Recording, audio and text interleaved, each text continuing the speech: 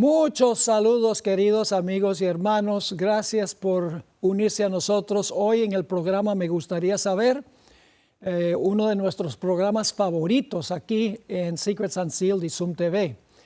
Este programa es de preguntas y respuestas. Ustedes pueden mandarnos sus preguntas a la siguiente dirección electrónica: tv@zoomtv, nuevamente tv@zoomtv. Estaríamos muy contentos de recibir sus preguntas. A veces no las contestamos inmediatamente porque tenemos muchísimas preguntas. Las vamos contestando a medida que las vamos recibiendo. Así que perseveren, sigan sintonizando y eventualmente llegaremos a contestar su pregunta. Tengo conmigo a un amigo del programa, el pastor Luis Fernando Manrique.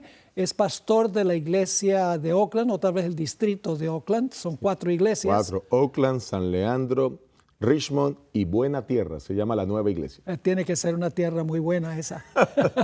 Sí. Siempre es un privilegio tenerte como huésped aquí en este programa. Muchas gracias. Me gustaría saber, aprecio mucho al pastor Manrique porque es un hombre investigador que tiene respuestas muy persuasivas, bíblicas, y se expresa muy bien. Y pastor, estamos contentos de tenerle con nosotros. Gracias, pastor, y felices de poder estar aquí compartiendo con usted en primer lugar y con todas las personas que nos ven de diferentes lugares del mundo. Amén. Bueno, tenemos varias preguntas muy interesantes hoy, pero primero necesitamos orar. Claro que sí. Debemos pedirle al Señor su bendición al contestar estas preguntas, de que nuestras preguntas y respuestas estén en armonía con la Biblia. Amén, amén. Así que, pastor, por favor, diríjanos. Querido Padre, gracias, Señor, por este lindo privilegio, esta maravillosa oportunidad de poder estudiar tu palabra, de conocer más de ella, de profundizar en la Escritura y de poder de esa manera transmitir este conocimiento. Gracias a todos los que escriben preguntas, bendícelos a ellos, porque están inquietos, quieren conocer más de ti, quieren conocer más de tu palabra, quieren prepararse para vivir conforme a tu voluntad en esta tierra y luego por los siglos de la eternidad. Así que te agradecemos por todo lo que estás haciendo, por bendecir, Señor, a Secret Unsealed, por bendecir a Zoom TV. Ahora te pedimos que tu Espíritu se manifieste aquí con el pastor Bor y este servidor al poder dar respuesta a estas inquietudes. Habla tú, Señor, y que sea tu palabra la que pueda dar respuesta a cada una de los interrogantes de quienes nos ven y nos escuchan. En el nombre de Jesús te lo pedimos. Amén. Amén. Bueno, pastor, tenemos hoy una pregunta muy interesante con la cual vamos a comenzar. Okay.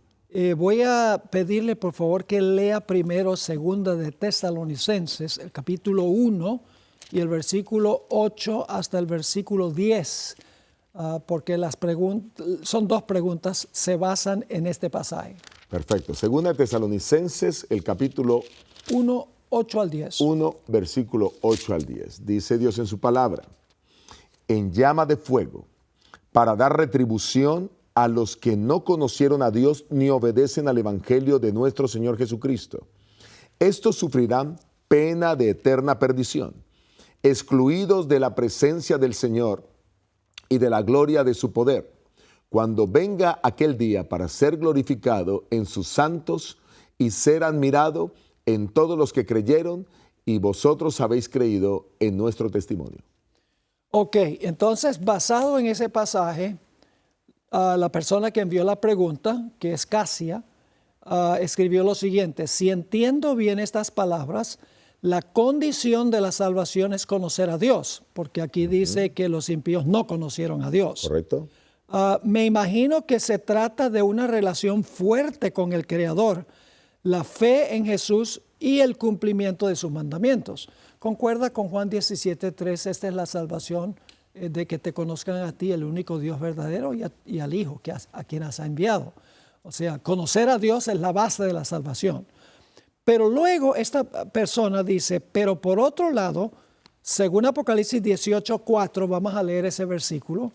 Apocalipsis 18 y el versículo 4. Okay. Y luego voy a decir dice, que... y oí otra voz del cielo que decía: salid de ella, pueblo mío, para que no seáis partícipes de sus pecados, ni recibáis parte de sus plagas.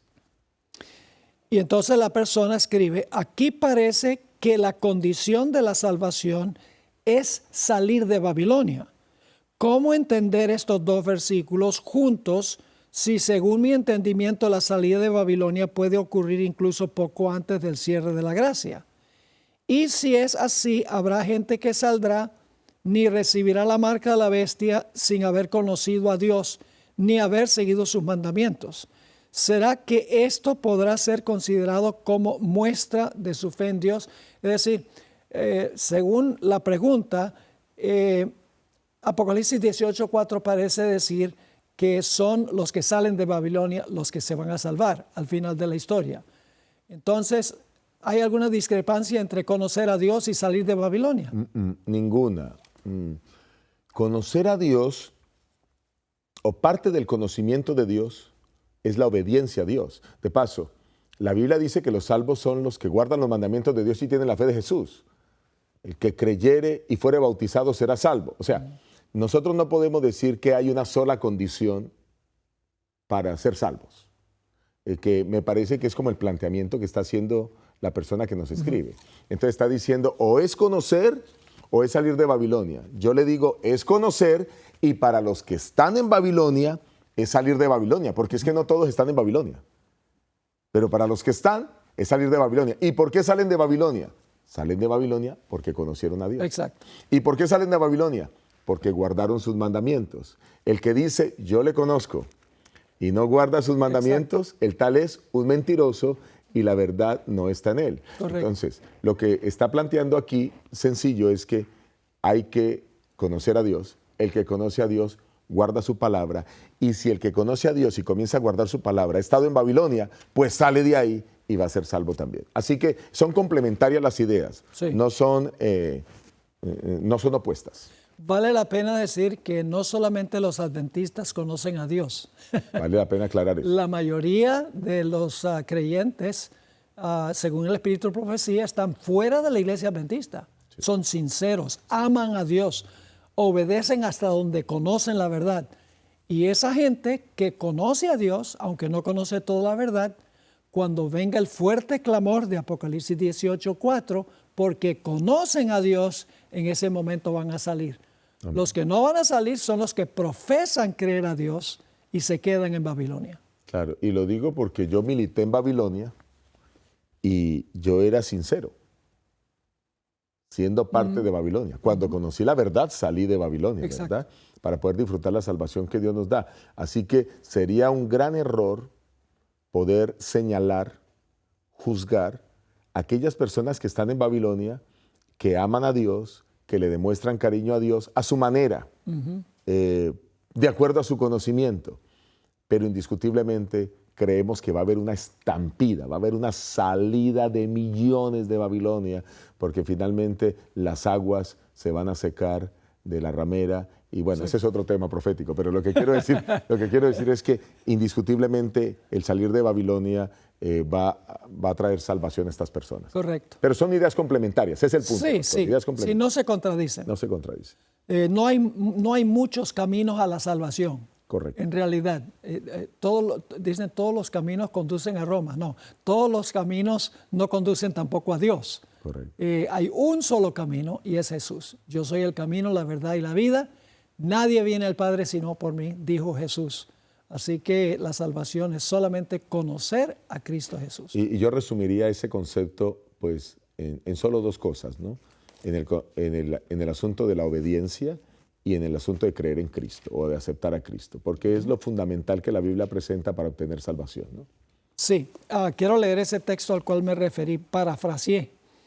En Juan 17, el versículo 3, Jesús está orando a su Padre y dice, y esta es la vida eterna, que te conozcan a ti, que te conozcan a ti, el único Dios verdadero, Jesucristo, y a Jesucristo a quien has enviado. Correcto. Así que la salvación se basa en conocer a Jesús y conocer a su Padre. Amén. No conocerlo aquí en la cabeza, sino conocerlo. La palabra conocer en la Biblia significa conocer experimentalmente. No significa solamente tener en la cabeza. Por vivencia. Los demonios también creen, pero tiemblan. Ok, aquí tenemos otra pregunta. Esta es un poco más compleja. Tenemos un buen número de minutos todavía. El siguiente versículo me causa consternación, es lo que la persona escribe. Segunda de Tesalonicenses 2:13. Pero nosotros debemos dar siempre gracias a Dios respecto a vosotros, hermanos amados por el Señor, de que Dios os haya escogido desde el principio para salvación, mediante la santificación por el Espíritu y la fe en la verdad, a lo cual os llamó mediante nuestro Evangelio para alcanzar la gloria de nuestro Señor Jesucristo.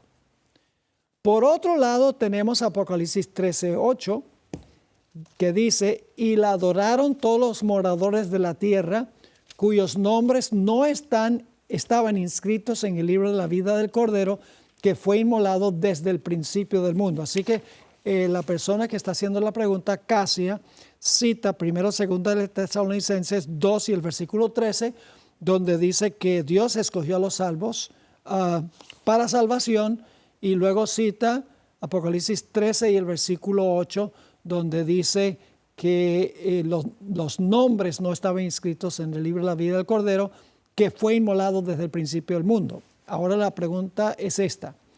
¿Eso quiere decir que Dios predestinó a algunos a la salvación y otros a la perdición? Porque en realidad Apocalipsis 13:8 dice los nombres de los impíos no están inscritos, y según Tesalonicenses dice que Dios escogió a los salvos. No sé si entiendo bien estos versículos, porque suena un poco que el destino de cada uno está decidido desde que nace. ¿O es posible que en Tesalonicenses el apóstol Pablo se dirige a un grupo específico de los hermanos que fueron elegidos a la salvación y nada lo cambiará? Esa es la pregunta múltiple. Sí, la pregunta básicamente es, ¿somos predestinados para salvación y perdición, sí o no? Digámoslo en términos, sí, como resumiendo la pregunta, ¿verdad? Pues yo creo que sí somos predestinados, pero no para las dos cosas. Yo creo que somos predestinados para salvación. A ver, voy a mirar el versículo de, bueno, el de 2 Tesalonicenses 2:13 no tiene problema, porque en este versículo dice, nosotros debemos dar gracias a Dios respecto a vosotros, amado Señor, de que Dios haya escogido desde el principio para salvación, ¿no? También cuando leemos, por ejemplo, Mateo el capítulo 25, el reino que ha sido preparado para vosotros desde la fundación del mundo. O sea, yo lo que noto es que la Biblia es recurrente en el tema de que todos somos predestinados y fuimos escogidos para ser salvos. Eso es lo que yo siento que hay en lo largo de la Escritura. Pero cuando voy a Apocalipsis 13:8, miré otras versiones de la Biblia y otras traducciones. Y por ejemplo encontré esto. Me parece que no necesariamente Apocalipsis 13:8, pastor, está hablando acerca de predestinación para perdición. O sea, no creo que hable de eso. Porque miren, por ejemplo, la palabra hispanoamericana, una traducción de la Biblia dice, y todos los habitantes de la tierra, salvo los inscritos en el libro que tiene el Cordero degollado desde el principio del mundo, rendirán vasallaje o adoración a la bestia. Esta versión traduce que quien ha sido escogido desde el principio del mundo fue el Cordero, pero no habla sí habla de los que están en el libro de la vida, pero aquí hace el énfasis que el principio del mundo no se aplica al libro, el principio del mundo, ni a los que están inscritos, el principio del mundo se aplica al Cordero que fue inmolado. Mire, por ejemplo, la Nueva Versión Internacional traduce así, a la bestia la adorarán todos los habitantes de la tierra, aquellos cuyos nombres no han sido escritos en el libro de la vida, el libro del Cordero que fue sacrificado desde la creación del mundo. Así que veo a estas versiones tratando de decir que es el Cordero el que fue escogido desde la creación del mundo, no necesariamente el libro y los que están inscritos allí para perdición. Si tomamos esto, pues casi que el problema está solucionado. Yo fui al texto griego y en el texto griego encuentro que la traducción sería más o menos así. Y entonces la traducción sería, y adorarán a la bestia los habitantes de la tierra, los que tienen sus nombres escritos en el libro de la vida, del Cordero que fue inmolado desde la fundación del mundo. Estoy tratando de seguir lo más textual que dice el griego. Entonces aquí nuevamente, el que fue escogido desde la fundación del mundo fue el Cordero, no el libro ni los que están inscritos. Esto solucionaría el problema para decir que Apocalipsis 13:8 no está hablando de predestinación para perdición. Pero pastor, yo sé que usted tiene más sobre eso. Bueno, en realidad hay un texto, yo creo que explica muy bien este asunto. Es Romanos el capítulo 8 y el versículo 28 y el versículo 29. Romanos 8 y el versículo 28 y el versículo 29. Dice, y sabemos que a los que aman a Dios, que serían los salvos, correcto, definitivamente, todas las cosas les ayudan a bien, esto es, a los que conforme a su propósito son llamados. Y ahora viene el versículo clave. Porque a los que antes conoció, también predestinó. Yo pregunto, ¿Dios sabía desde antes que existiera este mundo quién iba a escoger la salvación? Bueno, no podemos limitar a Dios. Dios lo sabe todo. Dios no tiene... O sea que Dios ya sabía desde la eternidad quiénes iban a escoger salvarse. Yo he escuchado dos posiciones. La posición de que Dios sí sabía y la posición de que Dios esperaba que todos fueran salvos, pero que es el libre albedrío de cada uno quien finalmente decidirá eso. Pero ¿sabía Dios que la gente iba a usar su libre albedrío para salvarse desde antes que nacieran? Dios todo lo sabe. Ya. Ahora entonces, aquí viene la clave. Dios elige y predestina a los que Él sabía en su presciencia que lo iban a escoger. Sí. Por eso en Romanos 8:29 dice, porque a los que antes conoció, es la palabra prognosco, que significa conocer algo de antemano. Así que dice, a los que antes conoció, también los predestinó. Correcto.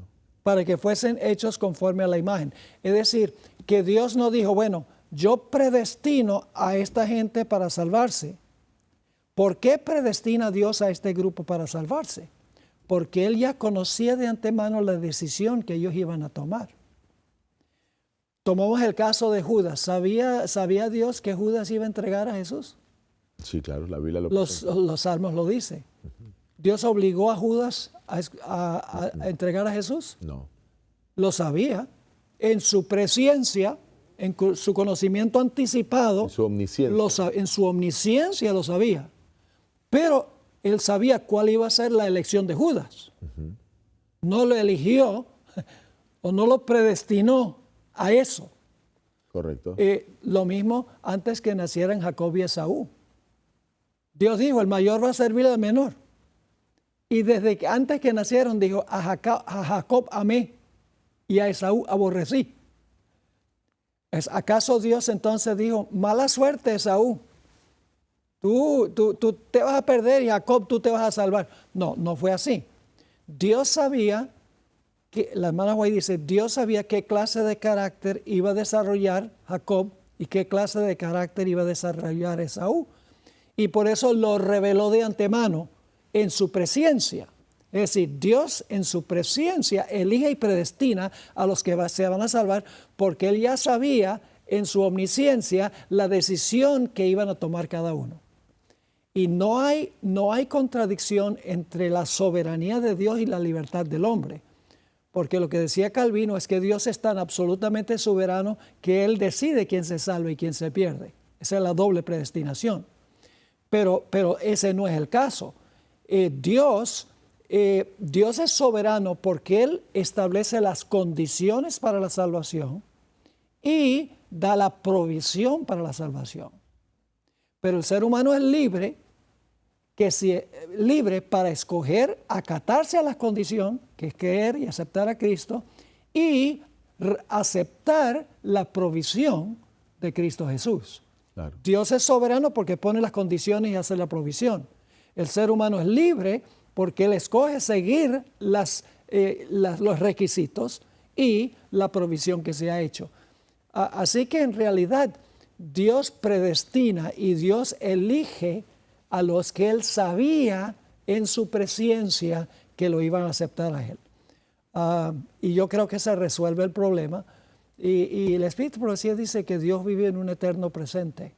Es decir, nosotros vemos la historia en segmentos, pasado, presente y futuro.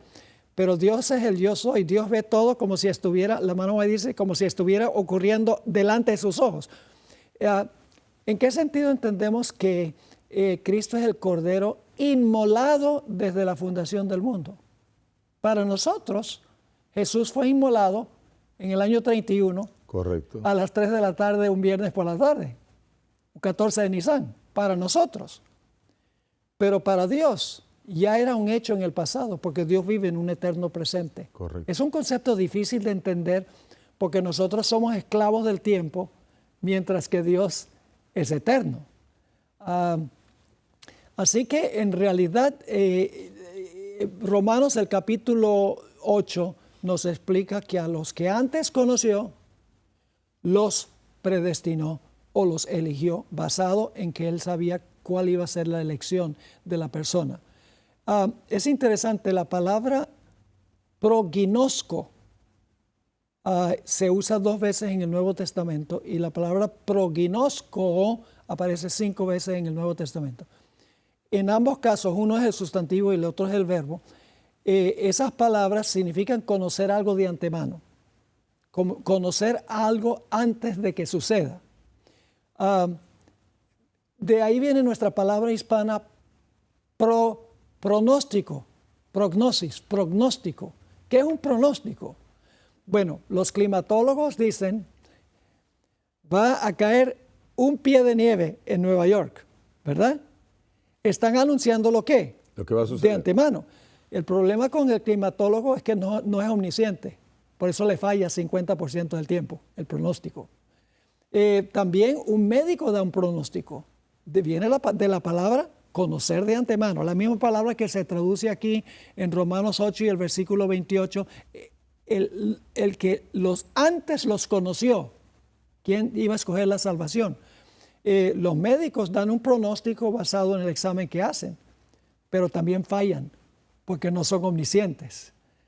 Lo que Dios pronostica es absolutamente cierto que va a suceder porque Dios conoce el fin desde el principio. Dios vive en un eterno presente. Así que básicamente yo tengo un estudio que hice, empecé estudiando el caso de los 7 hombres que se casaron con la misma mujer. Y ahí dice claramente, Dios dice, yo soy el Dios de Abraham, Isaac y Jacob. Lo está diciendo en la zarza ardiente. Abraham, Isaac y Jacob ya estaban muertos. Sí. Y cuando Jesús habló con los saduceos, ya Abraham, Isaac y Jacob estaban muertos. Pero Jesús dice, yo soy el Dios de Abraham, Isaac y Jacob. ¿Y cómo uno entiende eso? Pues en la historia que presentaron los saduceos, de 7 hombres que se casaron con la misma mujer, el Señor Jesucristo dice, ahí en Hechos, el capítulo 20, y da la casualidad de que la última pregunta que hace esta persona tiene que ver con esa historia. Al final dice, yo soy el Dios de Abraham, Dios de Isaac y Dios de Jacob. Y luego dice, Dios no es Dios de muertos, sino de vivos, pues para Él todos viven. Correcto. Cuando Jesús habló esa palabra, Abraham, Isaac y Jacob, para Dios estaban vivos. Ese es el continuo presente. Sí, para nosotros tenemos la esperanza de la resurrección, pero para Dios es un hecho, porque Dios vive en un eterno presente. Entonces, me gusta usar esta ilustración. Supongamos que uno está en un tren. Ahora, hay 2 formas, cuando el tren llega a una encrucijada, hay 2 formas que se puede entender por qué dirección va a ir el tren. Puede ser que hay alguien en una caseta fuera del tren que tiene un control remoto y cambia los rieles. Y cuando llega el tren, conforme al que cambia el riel, va a la derecha o a la izquierda. La otra posibilidad es que el conductor del tren tenga un control remoto. Y cuando llegue a la encrucijada, él decide por cuál riel se va a ir. Bueno, la doble predestinación enseña que Dios tiene el control remoto y cuando a la persona La persona no tiene nada que elegir. Él, fuera del tren, dice, te vas por aquí o te vas por allá. Pero el concepto bíblico es que nosotros tenemos el control remoto y decidimos si vamos para acá o si vamos para allá. Ahora, Dios conoce cuál de los rieles voy a escoger yo. Dios sabe cómo voy a usar el control remoto. Claro que sí. Y Él me elige a base de lo que Él sabe que va a ser mi elección. Así debemos entenderla. Y es verdad que Dios solamente elige y predestina a los que se salvan. Porque los que se pierden, ellos mismos escogieron el destino que iban a tomar. Porque el hombre es salvo por gracia a través de la fe. Los impíos rechazaron la condición y rechazaron la provisión que Dios hizo. El hecho de que Dios sepa cuál es nuestro final no quiere decir que Dios interviene en nuestra decisión. Correcto. Para que Él decida el final por nosotros. Correcto. Quien decide el final somos nosotros mismos. Exacto. Pero Dios lo conoce de antemano porque es omnisciente. Y por eso nos predestina y nos elige, porque lo sabe de antemano. Correcto. Es decir, Dios no dice, yo te elijo para salvarte. Yo te predestino para salvarte. No.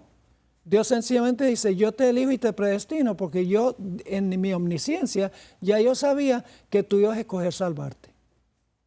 Correcto. Hay que coordinar la omnisciencia de Dios con la omnisciencia de Dios con la elección que toma la persona. En otras palabras. Dicho sea de paso, si alguien quiere el estudio que yo he hecho, es más o menos un estudio de unas 12 páginas, tengo muchos textos adicionales donde hablo de la predestinación, hablo de la elección, etcétera. Con mucho gusto se lo puedo mandar. Sencillamente, cuando manden la pregunta, digan que quieren una copia del estudio que yo hice sobre la predestinación. Sobre la predestinación, y solamente lo mandamos por correo electrónico, no por correo regular. Así que con mucho gusto estaremos dispuestos de facilitarles ese material si lo piden aquí a Zoom TV Secrets and Seal. Fantástico, pastor. Bueno, el tiempo ya se fue rapidísimo, no abarcamos mucho, pero abarcamos algo. No, se abarcó bien. Queremos agradecerles por estar con nosotros, Dios les bendiga y nos veremos, Dios mediante, en la próxima.